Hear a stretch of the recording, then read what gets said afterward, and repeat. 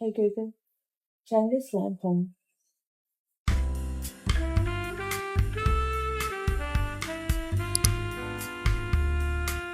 I'm living by this mantra at the moment of interesting things happen to interesting people.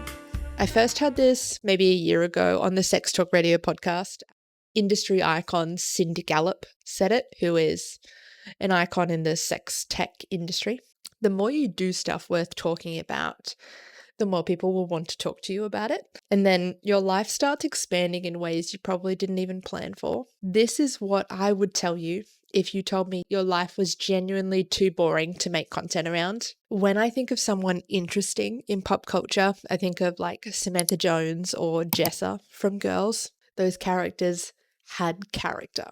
You know, they were always telling stories to the brunch, telling stories to the group. For me, personally, this looks a lot different. I am a big city girl living in a small little town. My world has gotten significantly smaller in the last 2 years geographically. Walking places is not an option. There's just no footpaths. So I can't have like any magical moments in passing with a stranger. I have to actively take action to live an interesting life by my standards. When I do experience interesting things, it sparks up new creative viewpoints for me. This almost ties into my previous video about rebranding the rut. You can't always strategize yourself as a founder out of a marketing hole. You just have to do things differently. Thank you so much. You can take a different route to school drop-off. You can wear something that you bought years ago that you haven't worn yet, and suddenly magically you get complimented while you're in line for a coffee.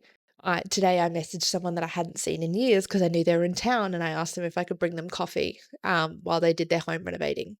All these little things add up to doing interesting things. Today, even taking I plan to do a day in the life video, which is what you're watching now. And my life really looks like Zoom meetings, the occasional morning walk after school drop off. And today, getting my new Homey bed set.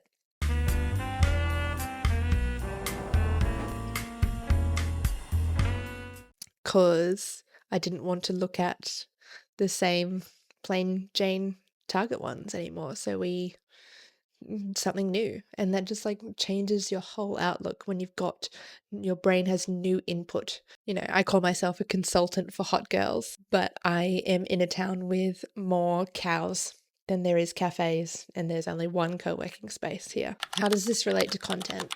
When you start to see the world differently, when you start to think of yourself differently and have new and interesting thoughts, God forbid you have to be alone with your thoughts for a minute.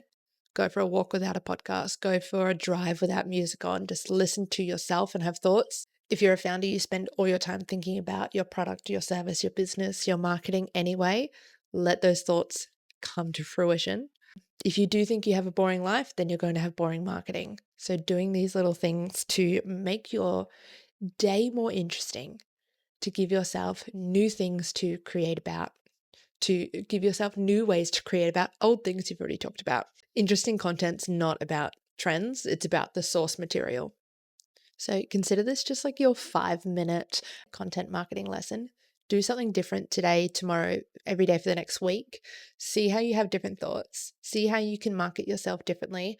Most importantly, document it. You don't have to do things for the content, but you do have to market. You do have to market.